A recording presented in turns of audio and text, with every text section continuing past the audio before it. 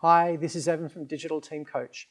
Your website is the virtual front door to your organization or your church.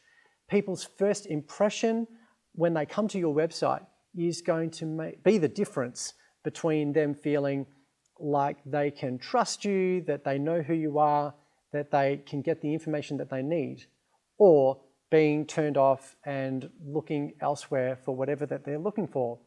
You need a website that is going to be highly functional, easy to find the information, easy to use, that looks good and is going to be easy for you to administer as well.